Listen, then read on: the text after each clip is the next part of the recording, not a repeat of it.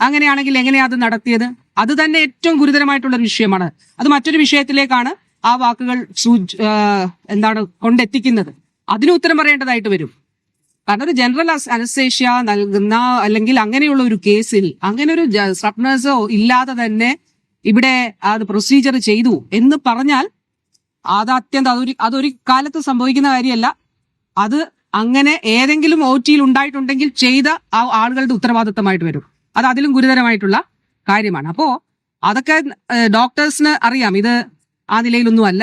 Medical കോളേജിൽ ഉൾപ്പെടെ എല്ലാ സംവിധാനങ്ങളും ഉണ്ട്. അങ്ങനെയാണ് ഇത് നടക്കുന്നത്.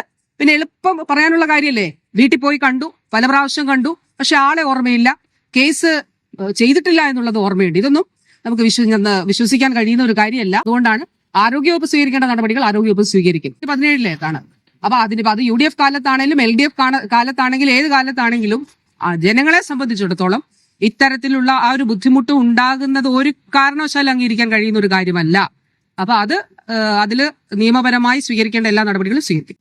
അപ്പോ സാധാരണക്കാരോട് അല്ലെങ്കിൽ അങ്ങനെ പ്രൊസീജിയേഴ്സിനെ നിസ്സാരവൽക്കരിക്കാൻ കഴിയില്ല. അങ്ങനെ ഉണ്ടാകുന്ന പ്രശ്നങ്ങളെ നിസ്സാരവൽക്കരിക്കാൻ കഴിയില്ല.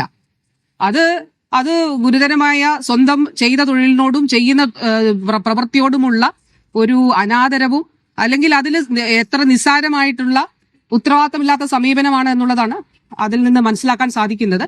അപ്പൊ അതുകൊണ്ട് കുറെ വർഷങ്ങൾക്ക് മുൻപുള്ള ഒരു വിഷയമായതുകൊണ്ട് നമുക്ക് ഇതിൽ പോലീസ് സഹായം, പോലീസിന്റെ അല്ലെങ്കിൽ തന്നെ കേസിലേക്ക് ഇത് പോകും. അതുകൊണ്ട് ഇന്നത്തെ അന്വേഷണ റിപ്പോർട്ടിന്റെ കൂടി അടിസ്ഥാനത്തിൽ അത് നൽകപ്പെടും. ഒരു കാര്യം കൂടി, ഒരു മെഡിക്കൽ ബോർഡ് കൂടി കോൺസ്റ്റിറ്റ്യൂട്ട് ചെയ്യും. കാരണം ഇപ്പോൾ ഒരു സ്വകാര്യ ആശുപത്രിയിലാണ് കൊണ്ടുപോയിട്ടുള്ളത്. ഇതിൽ നിയമപരമായിട്ടുള്ള കാര്യങ്ങൾ ഇൻവോൾവ് ആയതുകൊണ്ടും ഒരു മെഡിക്കൽ ബോർഡ് സർക്കാർ കോൺസ്റ്റിറ്റ്യൂട്ട് ചെയ്ത് മെഡിക്കൽ ബോർഡിന്റെ കൂടി സാന്നിധ്യത്തിൽ ആയിരിക്കും മറ്റ് നടപടികൾ സ്വീകരിക്കുക. അപ്പോൾ അതിന്റെ മറ്റ് സർജറി ഉൾപ്പെടെ അത് സ്വകാര്യ ആശുപത്രിക്ക് അത് സംബന്ധിച്ചിട്ടുള്ള കത്ത് നൽകും. ACS കത്ത് നൽകും.